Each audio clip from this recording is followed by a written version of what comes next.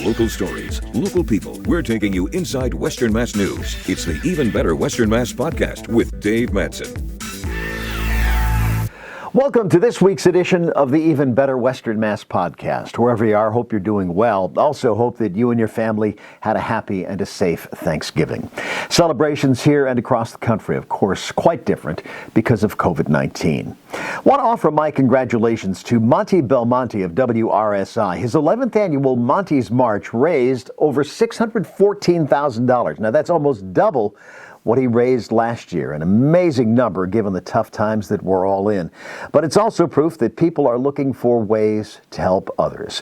By the way, the food bank's still accepting donations online or by mail. Also, congratulations to Rock 102's Baxton O'Brien, their annual Mayflower Marathon raising $72,000 plus for the Open Pantry. The Open Pantry, of course, still accepting donations. Well, this week's Even Better Western Mass podcast focuses on an agency that also needs your help. Christina's House in Springfield has been helping to meet the needs of mothers and their children who are homeless or near homeless since 2012. COVID-19, as you can expect, has taken a huge impact on Christina's House and their mission. My guest this week is Executive Director Shannon Mumblow. Shannon and I talk about their challenges and their needs and how you can help. Shannon, first, thanks for being a guest on this week's edition of Even Better. Hope you're doing well. Actually, we'll be after Thanksgiving, so hope your Thanksgiving was great.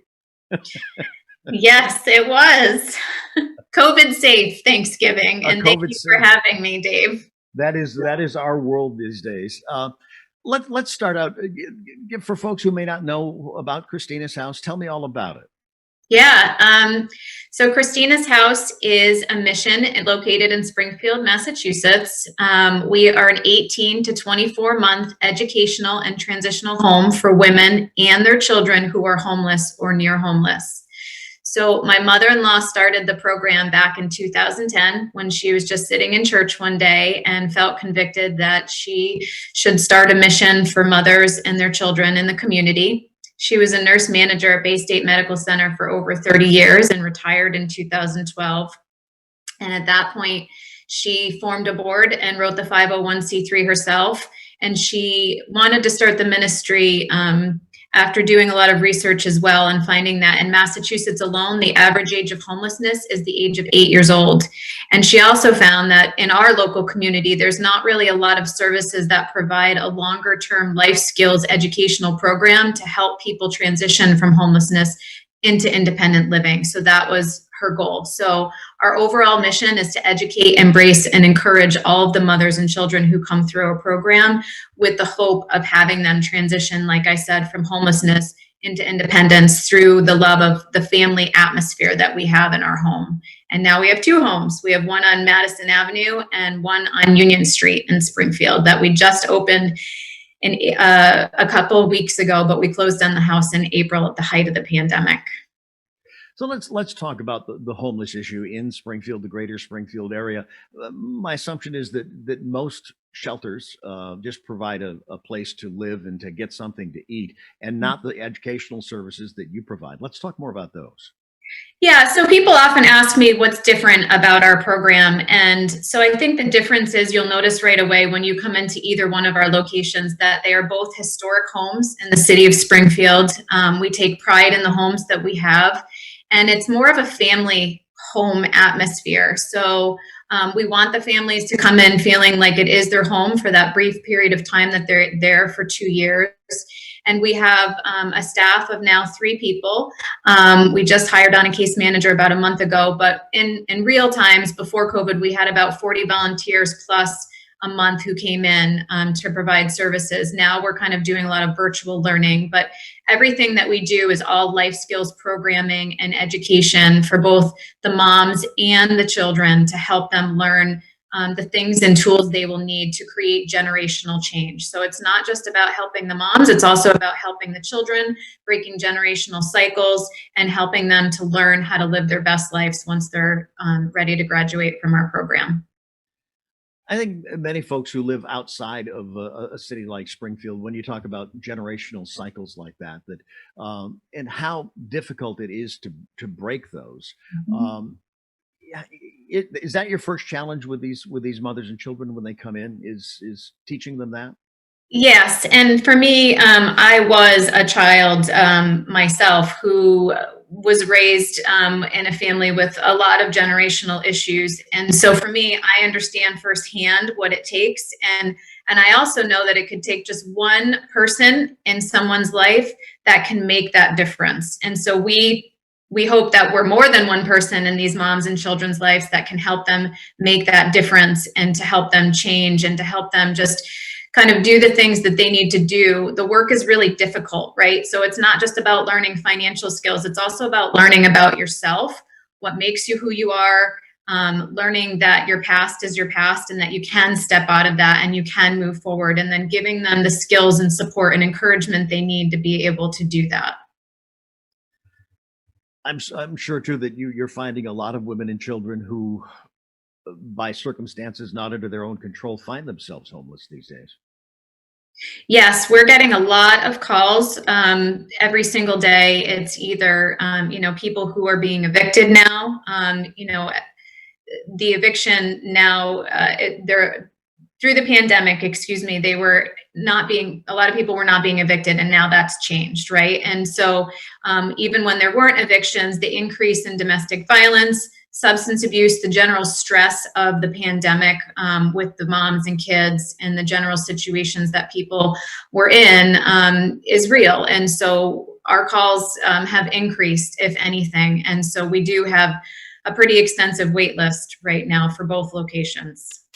So you're finding too during COVID-19, folks who are in a tough situation to begin with. The COVID is just compounding everything. It is. And so if you were at work and now you're laid off, it's money stress. It's if you were in a domestic violence situation before and now you're home with the abuser, it's, everything is just compounded. And so that's why I think we're getting all the calls we're getting. Must be hard for you too, wanting to help these women and their children, and you can't because right now you just don't have the room for them. Right. I think the hardest part of my job is having to say no when somebody calls. We do have a list of resources that we try to provide them with, and we do try to pair the moms with appropriate resources. But if we're on a wait list, our community resources are also typically on a wait list, and it's hard to plug them into services. What services would they be looking for? Obviously, food, and I'm sure some of them through schools they get some help with that. But I think the average viewer and listener to this podcast, this is just something that is very foreign to them. But I also think in these kind of times too, it's a situation that I think anybody could find themselves in. Yes. I always tell people that homelessness, you can't stereotype homelessness. It could be myself and my family. My husband could lose his job. I could lose my job. And then we're one step away, if not stepping into becoming homeless. So anybody can experience the effects of homelessness in our community. And I think that's what we're seeing. I mean, we're getting calls from all over the region right now. It's not just Springfield. It could be East Long Meadow, Wilbraham, any of the areas that we might think where people are doing okay, or, are stereotyped as maybe like, upper middle class communities. But people all over are being affected now by the financial crisis and what's going on in our community. It's part of what you do, trying to erase the stigma of homelessness too, that I'm sure most people think, well, what did I do to put myself in this situation? Is to help them get through that. Yeah, I mean, the crux of our program is to treat everybody who comes through our doors as the individual they are. So through personality assessments, learning what their gifts are, learning about who they are. It's not about the word homelessness. It's about who this person is, and then treating them as the person they are with dignity and respect and love. And that's the difference for us. And once a person feels loved and feels valued and feels dignity, they're then able to kind of step out of that stigma of homelessness or whatever it is that was kind of keeping them in that space, so that they can realize who they are and who they want to be. Like you're saying too, about dignity, respect, and love, three things that many of us take for granted, but often folks don't have that. And in reestablishing that. Correct. I agree. Let's talk about the impact of COVID on you. You touched on that, as far as closing down one of your houses.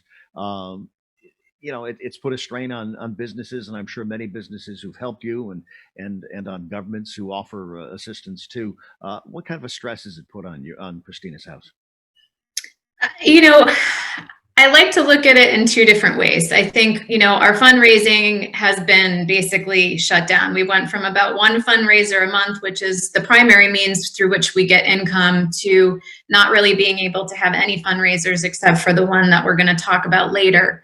But I do see the blessing in the pandemic as well, because I've been able to see our community come together to still support us and volunteer. And when we did purchase our second home in April, I had a lot of people come together to help us get the house up to date and up to code and safe enough to be able to open our doors just about a month ago. So through it all, with the help of our community and the people who support us, it's not just COVID, it's so many other things in our world right now that are trying to pull us apart and divide us as people and communities. But I get to work every day in a program where I get to see people coming together to give back for the common goal of helping others, to give them a hand up and not a handout. So it's definitely been difficult in terms of funding. We've pivoted to more grant writing and have been blessed by like the Community Foundation of Western Massachusetts, who's granted us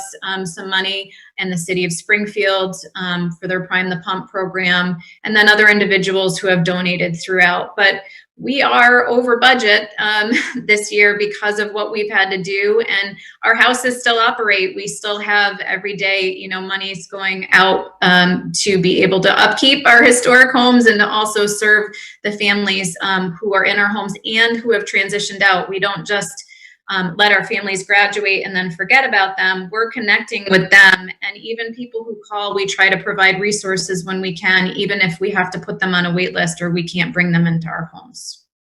Let's go back to March. And when you were setting your budget and looking at the year 2020, I think we're all optimistic about it. Then this hit in March, and as you're looking, you were about a month away from opening your new house. My guess is you had to shift gears very, very quickly to adapt to what was going on.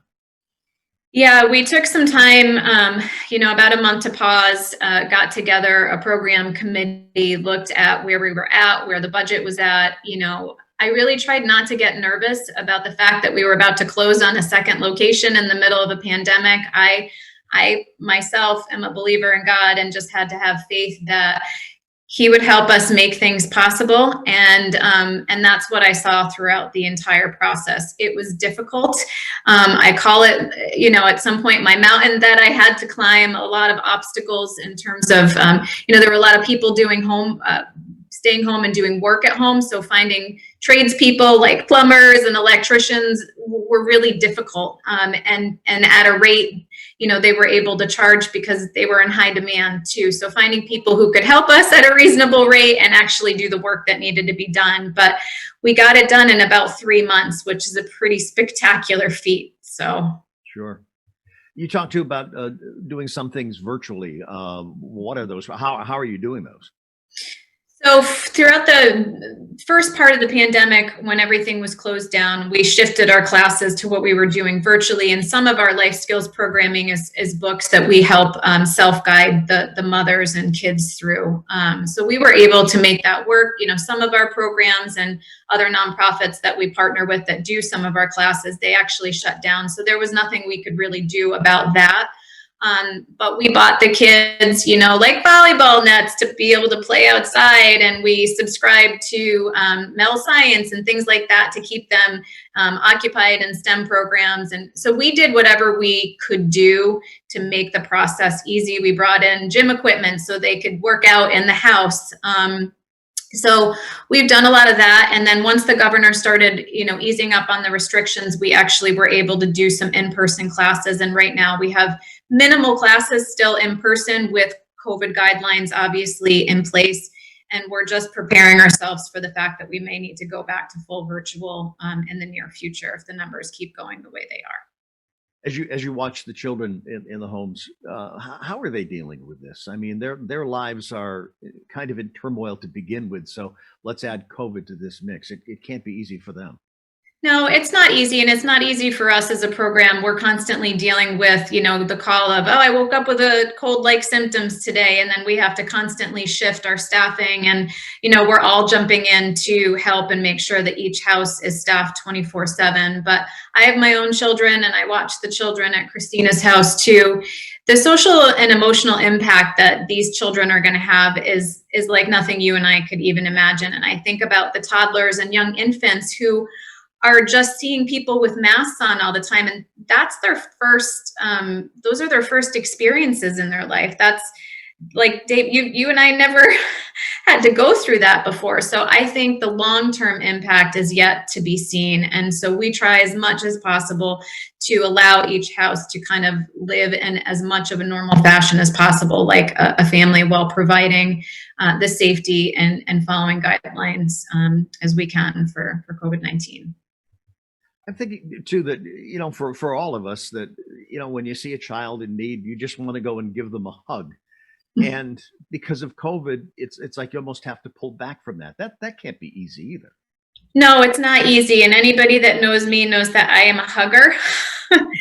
And anybody that comes to volunteer in the house is typically because they want to love and give back. So it has been really hard to restrain ourselves from being able to pick up an infant or a 2-year-old. But that's why we have such strict guidelines in place, especially for our house moms who live in the home, sanitizing your hands. So there's ways to do it in a safe way. But there's a lot of guidelines that we have to follow at the same time. But yes, it's hard. Now, as you look ahead, my guess is with COVID and the uncertainty of it, and as far as a vaccine and things like that, you have to pretty much take things month by month. Day by day. Day by day, yeah. Definitely day by day. One day at a time. One day at a time. But you do have a lot of community support, and I know John Delaney and the Ride to Remember have been a long supporter of Christina's house. Let's talk about that relationship. Yeah. So back in the beginning of the start of Christina's house and around 2013, that was when the relationship with the Ride to Remember started.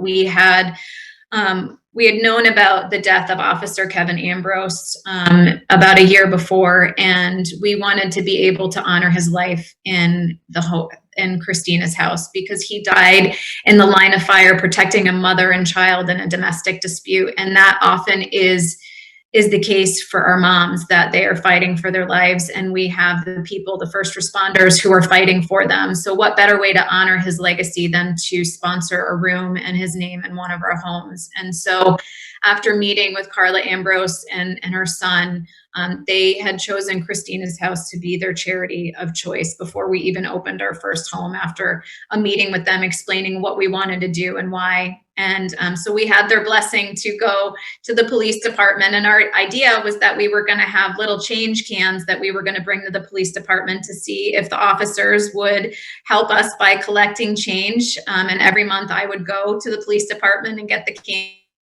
And that would be one of the many ways we raise money for the program, and to have the room sponsored in honor of Kevin. And so I sat down with John Delaney and my mother-in-law. I'd never been in a police station before. And I remember John just saying, why are you here? And so I explained to him what we were trying to do. And after meeting with him for about an hour, we invited him to the house to see what we were doing. And John shares the story that when he came to the house, he sat in his car and calls it the epiphany, that it wasn't about the change cans. It was about partnering with us through the Ride to Remember to be able to help such a worthwhile cause in the community, to be able to get back, to give back to the community. And when he saw the house, he saw a house in shambles with a roof that was deteriorating and siding that was peeling. I never saw that, so it was always interesting to hear that story from him. But the first check that the Ride to Remember presented to us actually allowed us to fix our leaking roof and to fix the siding so that we could get the house safe enough for the moms and kids who would live there. And ever since then, it's just been a beautiful partnership. When we have the Ride to Remember, Christina's house helps by providing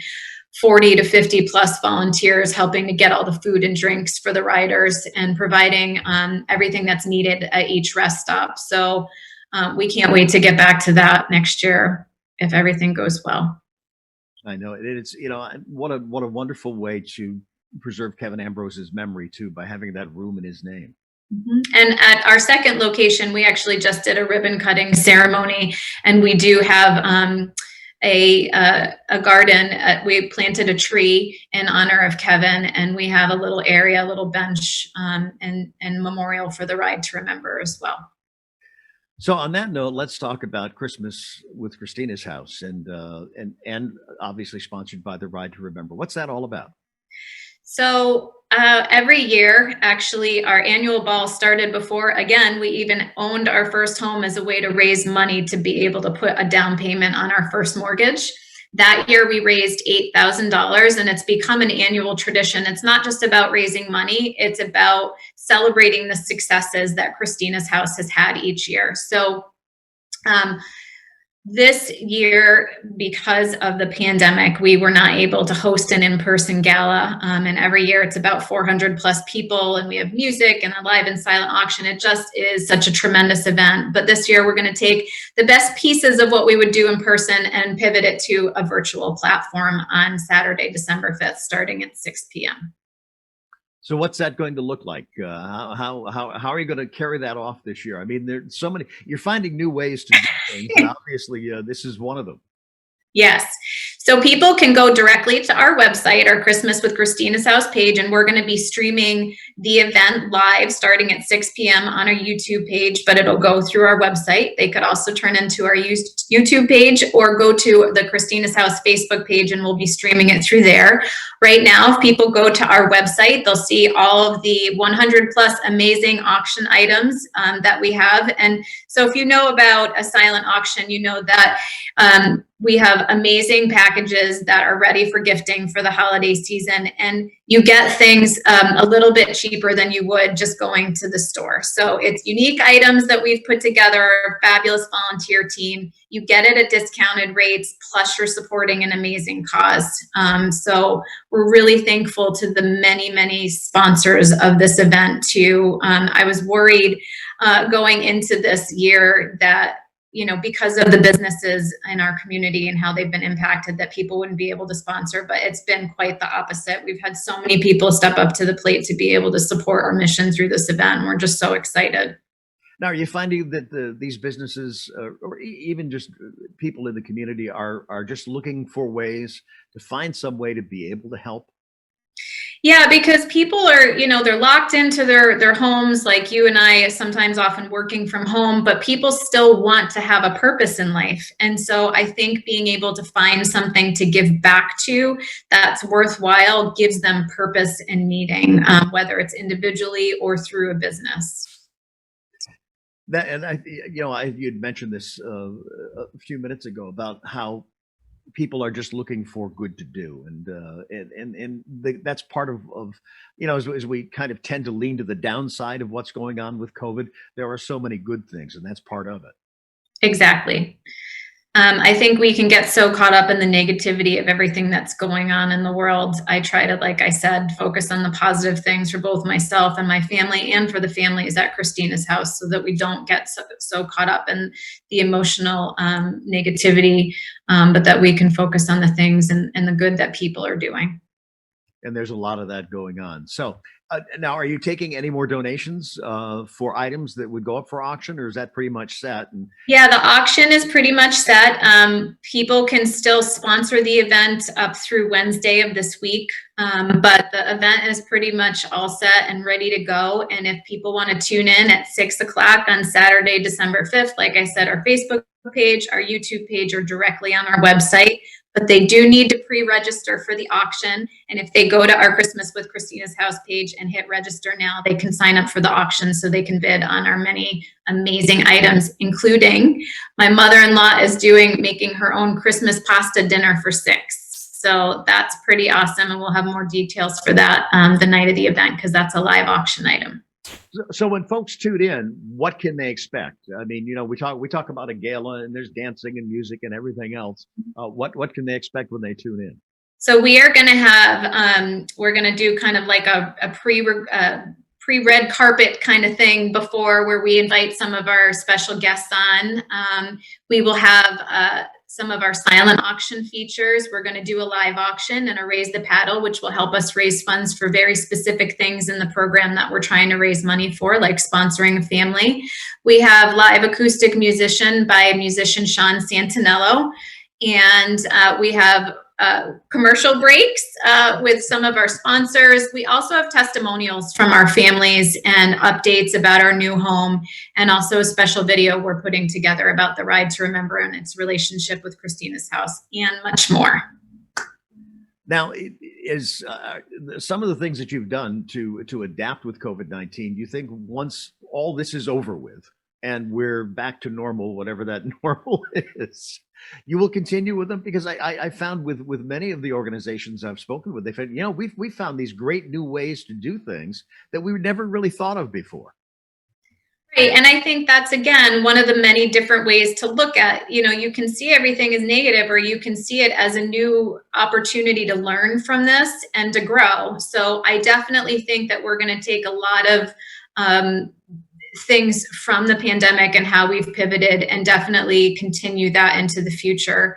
Not having as many fundraisers has definitely freed up a lot of my time and our volunteers' time. And so I think really focusing on a few really solid events, and, instead of, taking up so much time with smaller things, that just really takes us away from what we need to do with our families is definitely something I've learned. I've been able to take more solid time to look at the programming, and look at the overall structure and foundation of the program, which has been tremendous. And I'm thankful for that extra time. And so, yeah, I definitely think we're going to learn to take some of what we've pivoted and continue that into the future. Now, if folks can't take part in Christmas with Christina's house, we're in the holiday season. Obviously, Thanksgiving will be past, and we look ahead to Christmas and the other holidays too, and New Year's. How can folks continue to help Christina's house year round? So one of the real easy ways to do that is to become a monthly supporter. It could be $5 a month, $50 a month, whatever people can give, because that gives us a foundation that we can depend on every single day. They can also do a one-time donation. They can email us to get involved, whether it's volunteering or dropping off a meal once a month.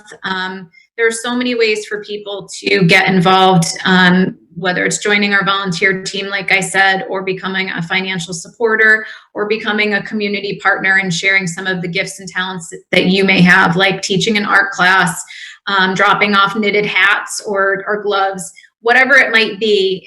Don't think that you don't have something to offer. Just reach out to us and we'll connect you. Now, as we look ahead, obviously looking forward to the days without COVID-19. Anything we haven't touched on that you'd like to touch on to let our viewers and listeners know about? No, I just think my overarching goal today is to let people know that we can do more together. We're better together, that we are a community, to try to see some of the positive things through all of the negativity. And just that we at Christina's house are so grateful for the many people who support our mission and who really believe in helping the mothers and kids we serve and getting a better start at life. Basically, it's a new path for them when they come into our program. So we're grateful for the support, and we're grateful for you having us on today so that we could raise awareness. And people often ask me, do we want more than 2 houses? And I'd love to have more than 2 houses, but it's quality over quantity. So whenever that happens, it happens. But I'm grateful for the 2 amazing houses and the amazing women and children that we get to partner with each day.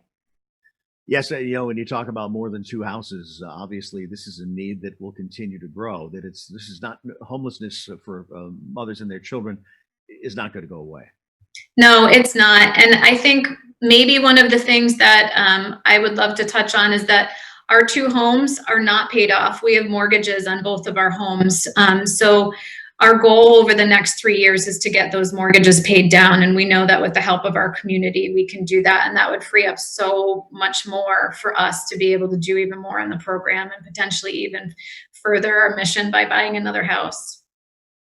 Shannon, I can't thank you enough for joining me, and God bless you for all you do. Hopefully, we'll soon be able to get together in person as opposed to doing it by Zoom, and do a follow up, because I think Christina's house is something that we have to be reminded of over the course of every 6 months or so, to especially with this pandemic, that listen, anybody could be in this position at any time. My thanks to Shannon Mumblow for taking the time to join me for the Even Better Western Mass podcast. Now, if you'd like to help Christina's house or be part of the Christmas with Christina's house, you can visit christinashouse.org. Thanks for watching or listening to this week's edition of the Even Better Western Mass podcast. I'm Dave Madsen. Stay safe, stay well, and if you can, join me next week.